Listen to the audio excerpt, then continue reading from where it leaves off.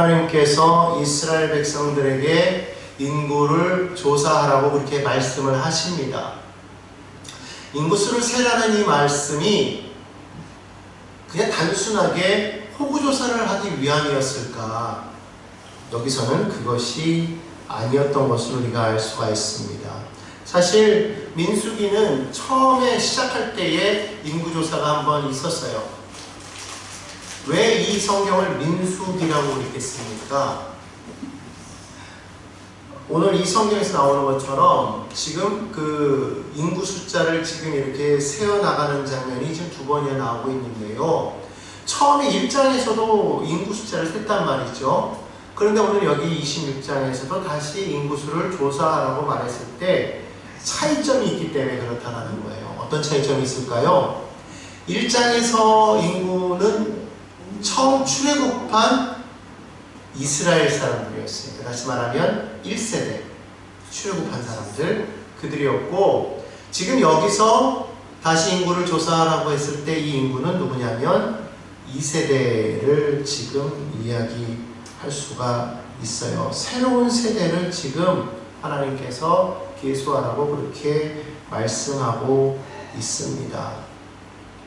실질적으로 민수기 1장에서는 출애굽한 이스라엘이요 하나님의 약속의 땅을 향해 나아가는, 출발하는 그런 시점이 아니었습니까? 그런데 이 민수기를 우리가 쭉 살펴보면서 출애굽해서 하나님께서 시내산에서 1년 동안 이스라엘을 가르치고 또 율법도 주심으로써 하나님의 백성으로서 어떻게 약속의 땅에서 살아가야 될 것인가를 잘 훈련시키신 다음에 이제 그 약속의 땅 입구인 가데스 바네아에 오기까지 그 기간 동안에 우리는 얼마나 많은 일들이 있었는지를 우리는 볼 수가 있었다라는 것이죠. 그 짧은 기간 동안에 이스라엘은 어떠했습니까? 끊임없이 하나님께 불평하고 원망했던 것을 우리가 볼 수 있어요. 그렇죠? 네. 더군다나 가데스 바네아에 딱 이뤘어요. 가데스 바네아는 가나안 땅 접극경 지역이었거든요. 그곳에서 12명의 정탐꾼을 뽑아서 그 땅을 정탐하고 돌아왔을 때 10명의 정탐꾼이 매우 부정적인 그러한 그 보고를 했죠. 그로 인해서 이스라엘 백성들이 하나님을 심히 원망했어요. 그와 같은 일들이 벌어짐으로 인해서 하나님께서 그들을 심판하셨죠. 약속의 땅에 못 들어간다라는 거예요. 다 죽을 것이라고 그렇게 말씀하셨다라는 것이죠. 자, 이렇게 심판 후에 이것이로 그냥 끝났을까요? 오늘 민수기 26장은 그렇지 않다라는 걸 보여줍니다.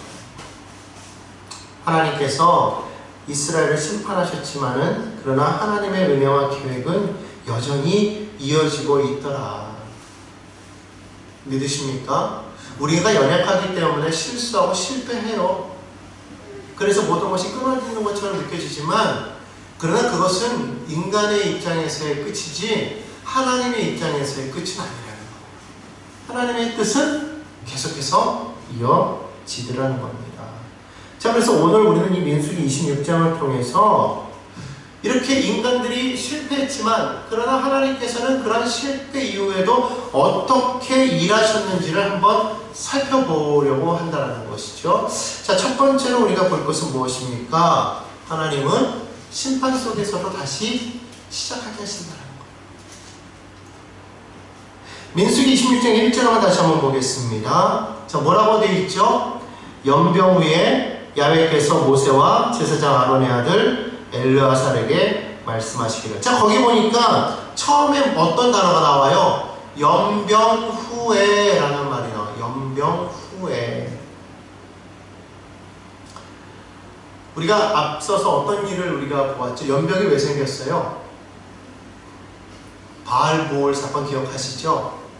모압왕 발람이라는 선지자를 통해서 이스라엘을 저주하려고 했지만 결국 하나님께서 그를 막아서 저주가 아닌 축복을 하기 계속 하니까 결국 발람도 어쩔 수가 없었잖아요. 그래서 발람이 자기가 받은 건 있고 그렇다고 계속해서 발락이 원하는 대로 하지 않고 자꾸 축복의 말을 하니까 자기도 미안했던지라 모압 왕 발락에게 회를 준 게 뭐였어요? 미혹하라는 거였어요. 그래서 모압의 여인들을 통해서 이스라엘을 미혹하고 그들의 제단에 함께 참여하게 했죠. 그곳에서 이스라엘 백성들이 음행을 저질렀다고 성경은 말하고 있었잖아요. 그 결과 어떻게 됐습니까? 하나님께서 그 땅에 연병을 보내셔서 많은 사람이 죽게 되었어요. 그때 아론의 아들이었던 손자였던 비느하스가 그 창을 가지고 와서 그들을 찔러 죽였을 때 그때의 연병이 끝쳤다고 이렇게 말하고 있죠. 바로 그때를 말해요. 연병이 끝인 이후에 하나님께서 이스라엘 백성들이 심판을 통해서 많은 사람들이 죽었는데 그때 다시 하나님께서 이스라엘에게 말씀하셨다는 거예요. 여러분, 이게 참 중요합니다. 우리 인간의 그 실수와 죄가 있음에도 불구하고 우리가 그것을 딱 돌이켰을 때 하나님께서는 다시금 우리에게 말씀하시더라는 거예요. 여러분, 하나님의 이 사랑을 우리가 무시해서는 안 되는 거예요. 하나님은 끊임없이 그 자녀들을 향해서 말씀하신다는 것을 기억하시기 바랍니다. 어떻게 말씀하셨어요? 오늘 성경 2절에 보니까 2절 마지막에 뭐라고 말하고 있어요? 계수하라 라고 그렇게 말하고 있어요. 계수하라. 다시 계수하라는 거예요. 다시 숫자를 세라고 말씀하시는 거예요.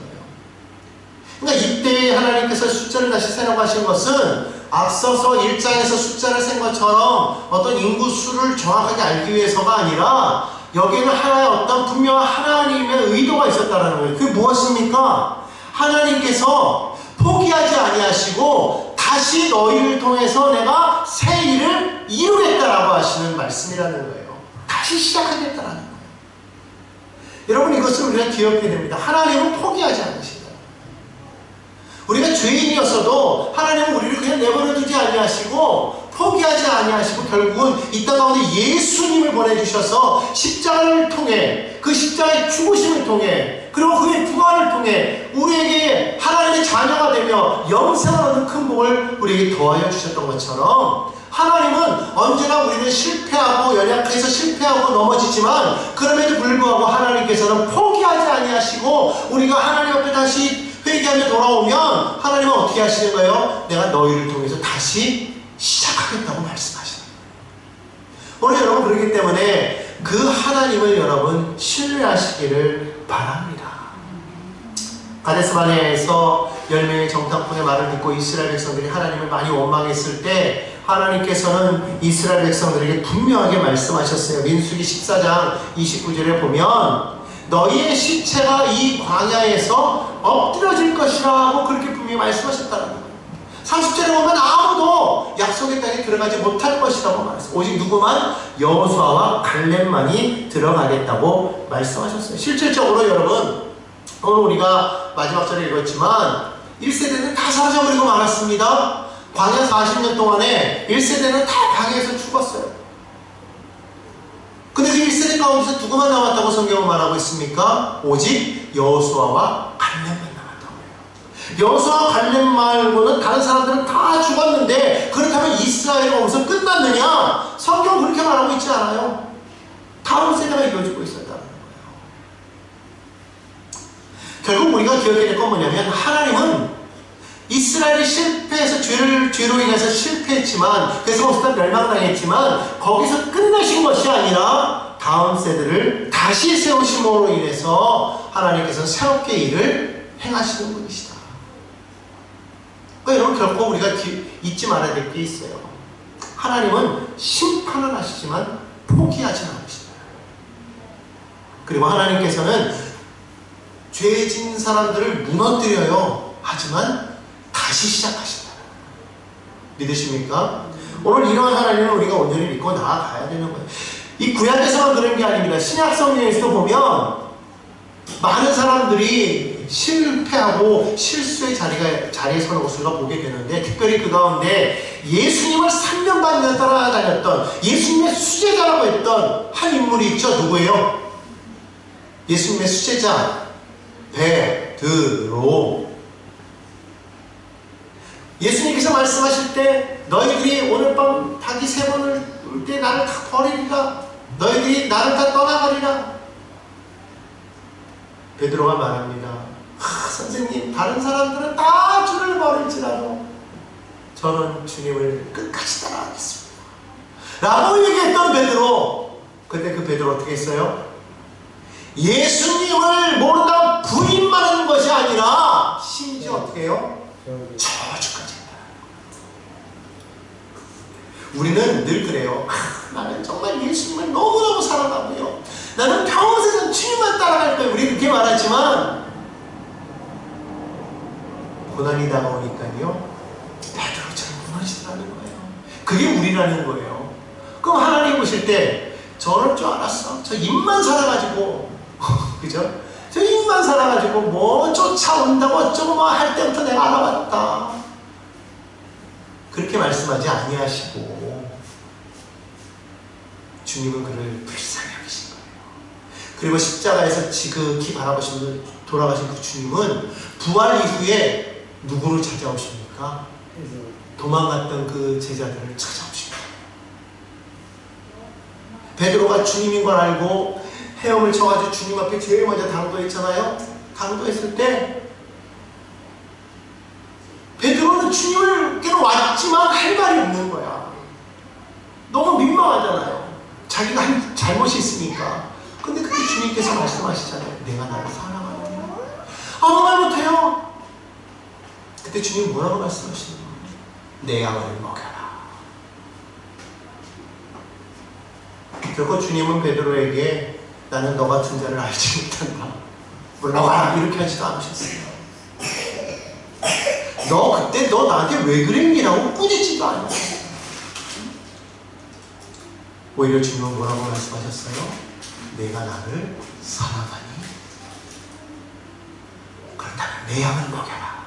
내 양을 너에게 맡기겠다라는 거예요. 사명을 다시 주겠다라는 거예요. 사명을 버리고 실패하고 도망갔던 베드로에게 오히려 주님은 나는 너를 신뢰해, 나는 너를 믿어, 나는 너를 통해서 다시금 이 일을 행하기 원한다, 이 사명을 맡아 주겠니? 라고 말씀하고 계시더라고요.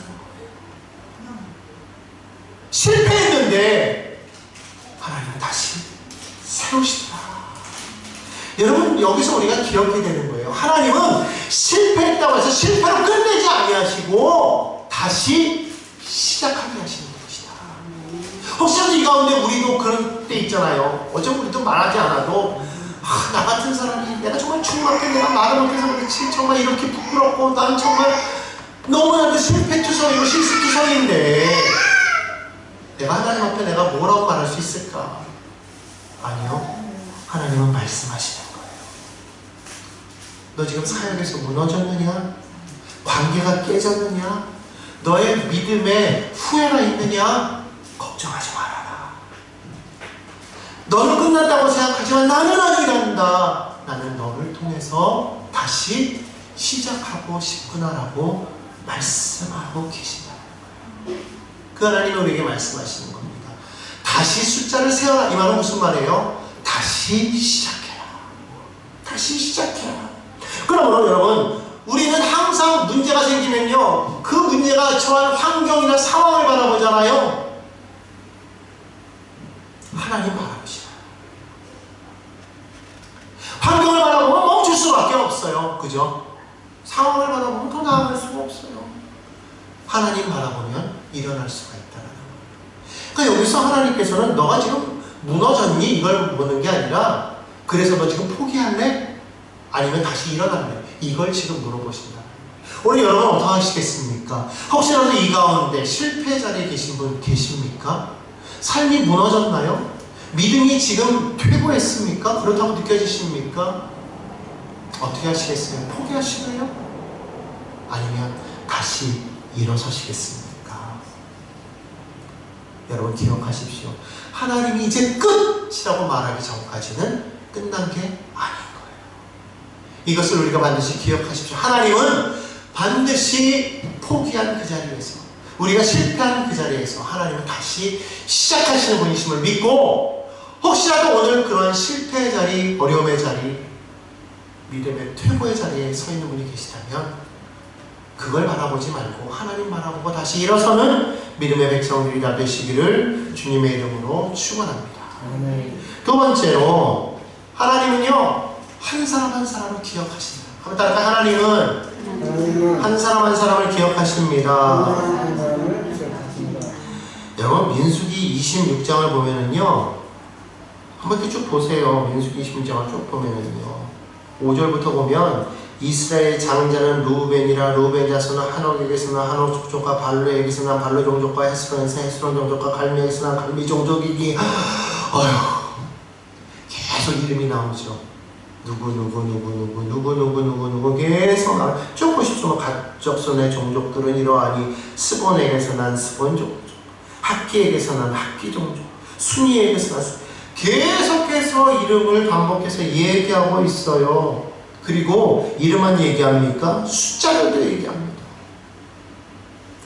여러분 왜 이렇게 계속해서 하나님은요 상세하게 기록하고 계시는 거예요? 왜요? 그냥 뭉뚱그려서 이스라엘 이름은 되잖아요. 근데 그렇게 안 하셨더라고요. 하나님은 나 한 사람을 기억하시더라고요. 많은 사람들이 있지만 그 많은 사람들 그냥 많은 사람으로 이렇게 무리져서 너희 무리 예를 들어서 우리 순복음 영성교회는 그냥 순복음 영성교회 이렇게만 얘기하시는 것이 아니라 순복음 영성교회에 아무개 그 이름을 일일이 하나하나 불러가면서 내가 너를 기억한다, 내가 너를 안다, 내가 너의 하나님이다 라고 말씀하고 계십니다. 여러분 그렇기 때문에 우리는 고백해야 되는 거예요. 하나님은 아브라함의 하나님, 이삭의 하나님, 야곱의 하나님만 되시는 게 아니에요. 누구의 하나님이에요?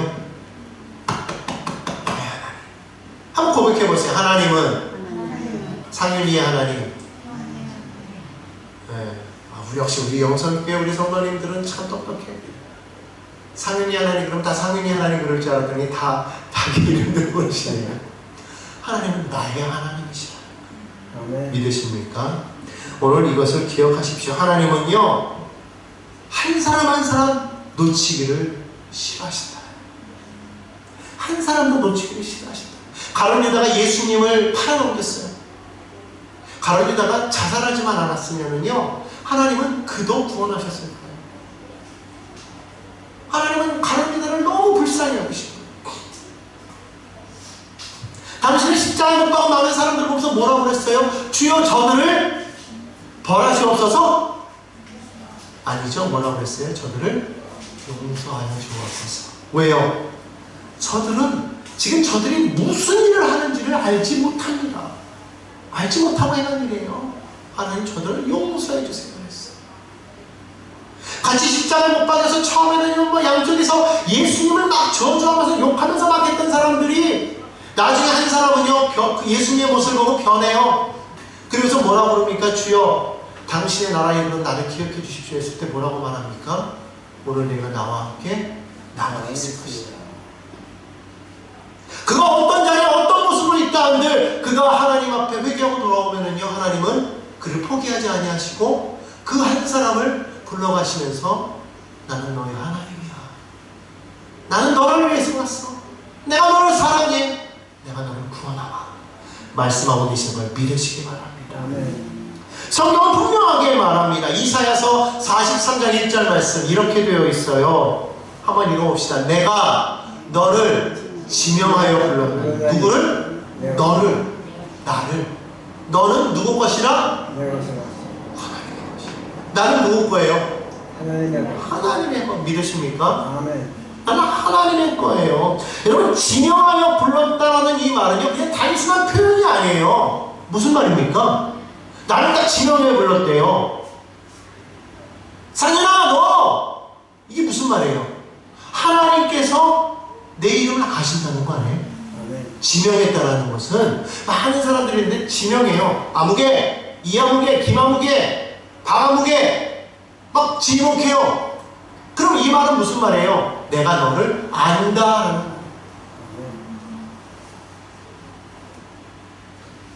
선생님이 내 이름을 부르면 학생들은요 야 선생님이 나를 기억하고 있네 너무 기쁘듯이 하나님이 내 이름을 부르셨다고 생각해 보세요.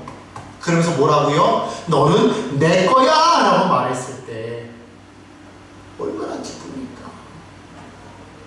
이런 모습이요, 성경 곳곳에 나오는데 특별히 누가복음 15장에 보면은요, 예수님의 비유 중에 이런 비유가 있어요.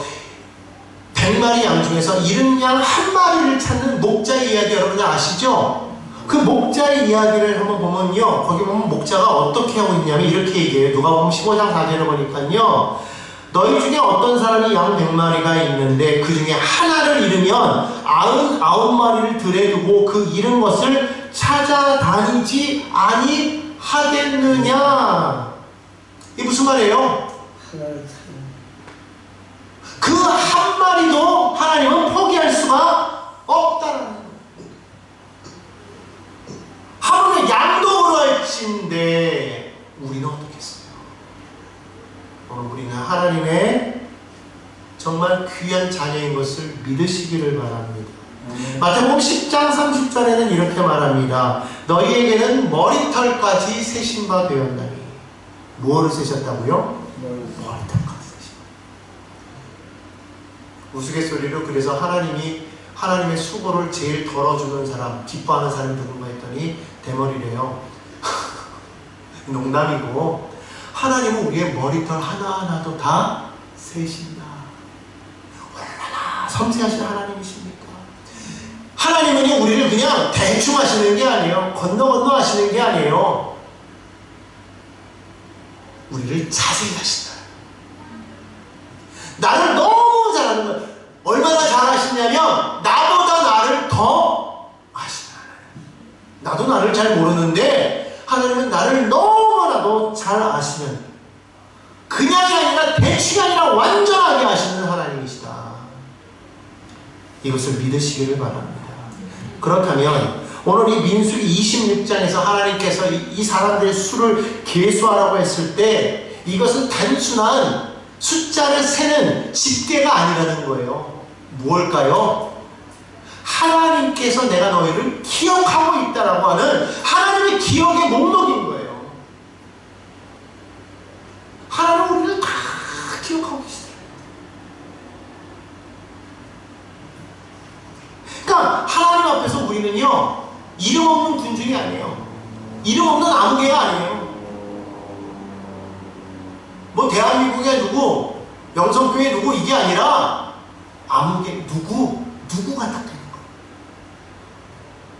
그 이름을 하나님께서 우리에게 붙여주셨다.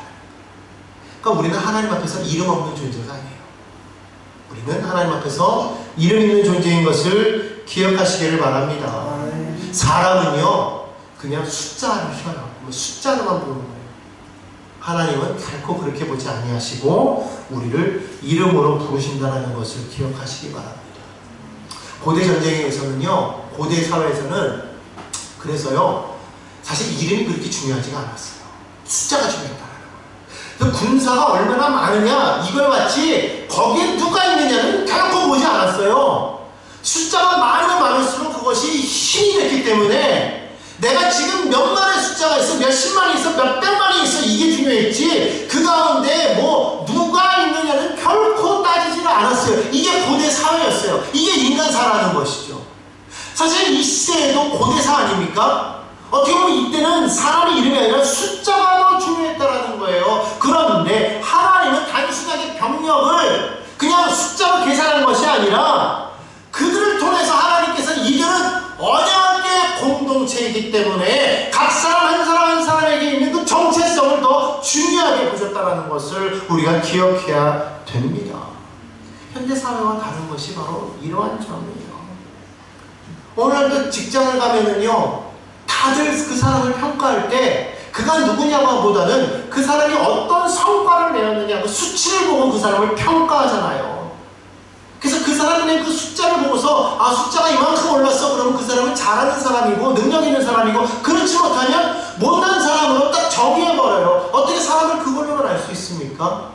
줄을 쫙 세워가지고 1등부터 100등 쫙 세워가지고 1등부터 10등은 우수생, 나머지는 열등생, 이게 아니잖아요. 아무리 100등이라고 할지라도 그 100등 자체에 고유의 정체성이 있고 그 사람만의 중요성이 있는데 그것을 볼 수 있는 선생님은 그의 그의 안에 장점을 태어내서 그냥 공부로만 1등부터 100등이 아니라 그 사람 안에 있는 1등을 찾아내서 그를 키우는가 하면, 그렇지 못한 사람은 그냥 아예 줄을 쫙 세운 다음에 여기는 성공할 사람, 저기는 뭐 있어도 많은, 그만 없어도 그만한 사람, 이렇게 평가하는 이 세상이라는 것이, 하나님은 결코 우리를 그렇게 평가하지 아니하신다라는 거예요. 그러니까 오늘날 우리가 살아갈 때 세상 속에서, 그러한 그 세상 속에서 우리가 살아오다 보니까 맨날 앞에서 1등부터 5등 사이에서 그냥 맨날 이렇게 그냥 지내지 못한 나머지 사람들은요, 항상 그들의 마음 가운데 늘 뭐가 있냐면 열등감이라는 게 있어요. 그러다 보니까 뭐가 조금만 잘못되면은요, 뭐라고 생각하냐면, 아휴, 내가 그렇지 뭐 내가 언제 뭐 중요한 사람이었나? 그냥 나는 그냥 많은 무리 중에 그냥 한 사람이고 별 볼 일 없어. 나는 그냥 뭐 그렇게 중요하지 않아 라고 사람들은 얘기한다는 거예요. 그러다 보니까 믿음 생활하면서도 이렇게 얘기하는 거예요. 그런데 세상도 그러는데 하나님이 나 같은 이런 모습을 하나님이 기억하실까? 내 이름이나 아실까? 여러분, 이렇게 생각하면은요, 이거는 큰 착각이에요. 오늘 우리는 기억해야 될 줄로 믿습니다. 하나님은요, 우리를 숫자로 기억하지 않아요. 우리의 이름으로 기억하시는 하나님이신 것을 믿으시기를 바랍니다. 그러므로 여러분 한번 고백해 봅시다. 상윤이는 하나님이 기억하시고 존귀하게 여기시는 특별한 존재다. 아멘. 기억하시기 바랍니다. 잊지 마시기 바랍니다. 하나님은 그 한 사람 한 사람을 통해서 일을 다시 행하시는 거예요. 그래서 세 번째로 적을 것은요, 그 하나님은 다음 세대를 준비하신다는 거예요. 민수기 26장 64절 65절 우리가 아까 읽었는데요, 다시 한번 읽어보겠습니다. 모세와 제사장 아론이 시내 광야에서 계수한 이스라엘 자손은 한 사람도 두지 못하였으니 1세대죠. 이는 야훼께서 그들에게 대하여 말씀하시기를 그들이 반드시 광야에서 죽으리라 하셨습니다. 이러므로 여분의 아들 갈렙과 눈의 아들 여호수아에는 한 사람도 남지 아니하였더라. 그냥 우리가 성경을 읽을 때 마치 우리 뭐 조선왕조 실록 아니면 고려왕조 실록 이런 실록들 같은 그런 어떤 하나의 역사 이야기로만 생각하면 안 돼요. 이 성경은요, 물론 그 역사의 기록도 들어있지만 여기에는 하나님의 뜻이 있어요. 하나님의 계획이 있어요. 약속이 있어요. 오늘 이 말씀을 썼을 때 이 말씀이 의미하는 바가 뭘까요? 한 세대가 끝났다라는 거예요. 하나님의 약속대로 한 세대가 끝났어요. 이 끝난 이 한 세대는 어떤 세대인 줄 아십니까? 여러분, 놀랍게도 이들은요, 출애굽을 경험한 세대예요. 애굽에서의 그 10가지 재앙을 못 구했고요, 홍해가 갈라질 때 그 갈라지는 장면과 그리고 그 갈라진 홍해 사이를 직접 건넜던 사람들이에요. 놀라운 하나님의 기적을 체험했던 사람들이 바로 이들이에요. 하나님의 영광을 바라보았던 세대가 바로 이 1세대였다는 거예요. 그런데 놀랍게도 그들이 약속의 땅에 들어가지 못했다는 거예요. 여러분, 이게 우리가 생각할 때 기적을 체험하고 많은 영광을 보았어도 이렇게 될 수 있다는 것을 우리가 기억해야 됩니다. 기적이 중요한 게 아니라 오늘 나는 어떠한 모습으로서 하나님과 함께 동행하고 있는지를 우리가 살펴봐야 돼요. 과거에 이러한 하나님의 영광이 있었고 이러한 믿음의 체험이 있었고 이러이러했다가 중요한 것이 아니라 나는 그런 과정 속에서 나는 정말 하나님과 어떻게 동행하여 왔는가. 오늘 여러분, 이것을 우리가 기억해야 될 것이고, 더 중요한 건 뭐예요? 바로 이렇게 하나님의 영광을 보았던 세대가 약속의 땅에 들어가지 못하고 실패한 것처럼 보였지만 하나님의 계획이 끝났느냐? 그렇지 않았다. 이게 중요한 거죠. 그러니까 우리는 항상 인간의 실패를 하나님의 실패로 동일시하는데 아니에요. 인간의 실패에서도 하나님의 계획은 이어지더라. 한번 따라합시다. 인간의 실패. 하나님의 실패가 아닙니다. 인간이 실패해도 하나님은 그 언약을 계속 이어가십니다. 그러므로 여러분, 사람이 바뀌어도요, 하나님의 약속은 여전히 살아있고요, 시대가 지나가도 하나님의 언약은 계속해서 이어진다는 거예요. 그래서 성경이 우리에게 계속해서 강조하는 게 있어요. 뭐냐면은요, 신명기 6장 6절에서 7절 말씀을 보면 이렇게 말합니다. 오늘 내가 내게 명하는 이 말씀을 너는 마음에 새기고, 그 다음에 뭐예요? 내 자녀에게 부지런히 가르치며, 이렇게 말하고 있어요. 그러니까 하나님께서 우리에게 말씀하실 때 하나님을 믿으라 이렇게만 말씀하시는 게 아니라는 거예요. 뭐하라? 전해라, 이렇게 말씀하셨다.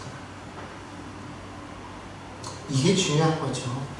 디모데후서 2장 2절에서 바울은 이렇게 말합니다. 한번 같이 읽습니다. 또 내가 많은 증인 앞에서 내게 들은 말을 충성된 사람들에게 부탁하라. 그들이 또 다른 사람들을 가르칠 수 있으리라.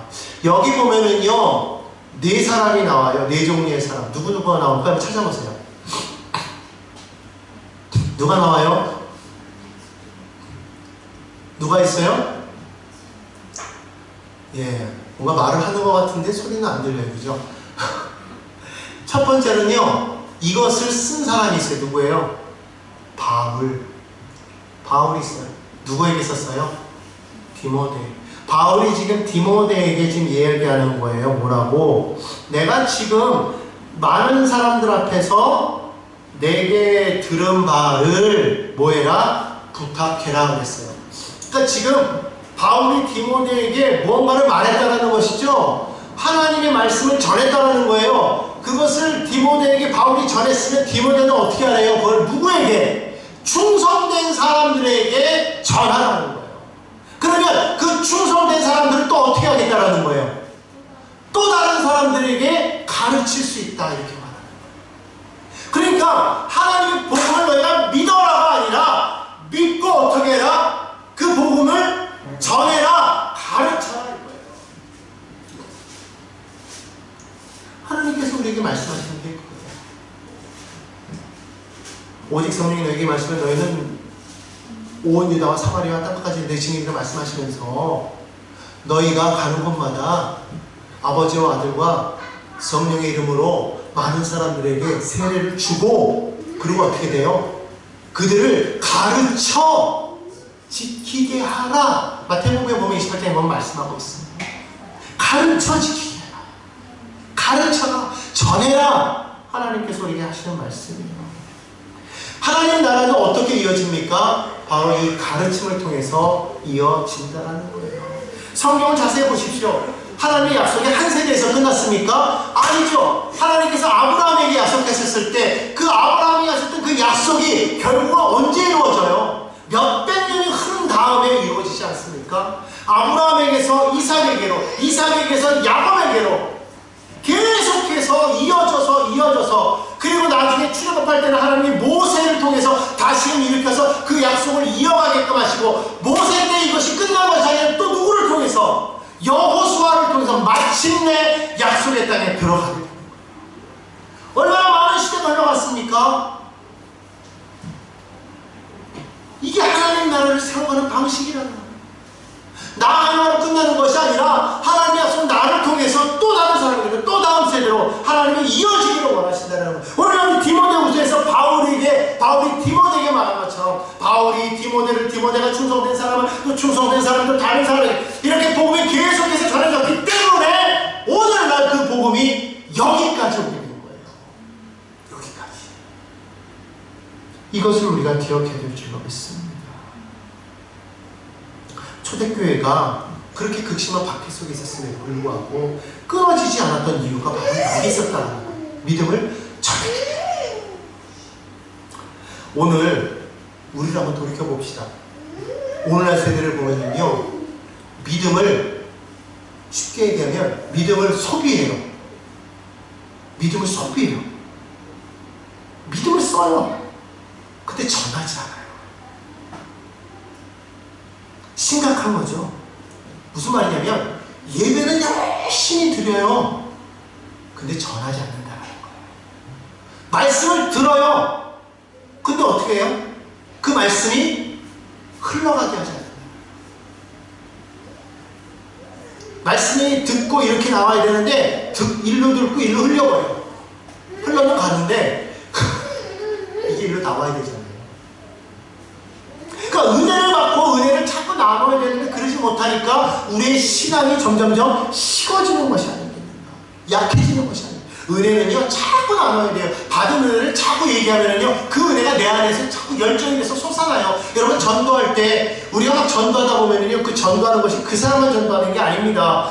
전도하는 그 말을 통해서요 내가 은혜 받고 내 믿음이 더 커져요. 여러분 전도할 때 그런 거 못 느끼시나요? 저는 막 전도하다 보면 가끔 그럴 때 있어요. 이게 이 사람을 향한 말이 같지가 않고 내 안에서 나를 향해서 하는 말 같아요. 그러니까 막 믿음을 전하면서도 내 안에 믿음이 더 커지는 걸 느끼게 되거든요. 그러니까요 우리가 이걸 자꾸 나눠야 되는 거예요. 그 나눈다는 것이 결국 뭐냐면 다음 세대를 키우는 거예요. 우리가 요즘 많은 교회마다 다음 세대를 키워야 됩니다. 다음 세대를 키워야 됩니다. 막 그렇게 얘기하는데 단순히 그것이 뭐 교회학교 청장년들만 얘기하는 것이 아니라 이것이 계속적으로 복음이 1세대에서 2세대, 3세대, 4세대로 계속 흘러갈 수 있도록 우리의 이 교회 문화가 그렇게 바뀌어가야 된다는 거예요. 신앙이 전수되어야 된다는 거예요. 신앙이 흘러가야 된다는 거예요. 이것이 교회에서만 흘러가는 것이 아니라 가정에서도 흘러가야 되고 사회에서도 흘러가야 되고 내 삶으로 이것을 본을 보일 수가 있어야 된다는 거예요. 자녀들에게 믿어라가 아니라 내가 어떻게 삶을 살아가고 있는지를 본을 보여줌으로써 자녀들이 자연스럽게 그 복음에 물들어갈 수 있도록 그렇게 해야 된다. 그래서 우리가 기도해야 다음 세대가 기도하고요. 우리가 말씀을 읽고 믿음의 선택을 하는 걸 볼 때 자녀들도 그러하더라는 것이죠. 고난이 다가올 때 우리가 하나님을 보고 믿음으로 나아가면 자녀들도 그러한다는 거예요. 그렇기 때문에 우리 사랑하는 영성가족 여러분들 기억하십시다. 우리의 신앙이 내 때에서 끝나면 될까요? 안 될까요? 안 되겠죠? 신앙은 흘러가야 되는 거예요. 반드시 흘러가야 돼요. 반드시 전달되어져야 됩니다. 그러므로 오늘 이 자리에서 여러분 결단하기를 원합니다. 저를 따라해 주세요. 결단하기 원하는 분들만 따라하시면 됩니다. 나는 믿음을 전하는 사람이 되겠습니다.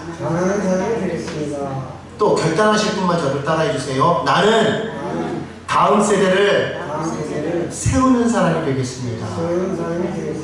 정말 그려하실 것을 결단하십니까? 그런 믿음의 백성들이 다 되기를 간절히 소망합니다. 저는 오늘 세 가지를 말씀드렸어요. 민수기 26장을 통해서 우리에게 하신 말씀은 뭐예요? 첫 번째로는 하나님은 실패 속에서도 다시 시작하게 하신다는 거예요. 두 번째로 하나님은 한 사람 한 사람 기억하신다는 거예요. 세 번째로 하나님은 다음 세대를 준비하신다는 거예요. 하나님은 끝이라고 하기 전까지는 끝이 아닙니다. 결론을 말하면 하나님은 끝난 자리에서도 다시 세시고 이어가시는 그러한 하나님이심을 우리가 믿어야 될 줄로 믿습니다. 여러분에게 물어봅니다. 여러분은 다시 일어날 준비가 되어 있습니까? 아멘. 하나님께서 여러분을 기억하고 있음을 믿으십니까? 아멘. 다음 세대를 준비하시겠습니까? 아멘. 그와 같은 믿음의 백성들이 다 되시기를 주님의 이름으로 부탁드리겠습니다.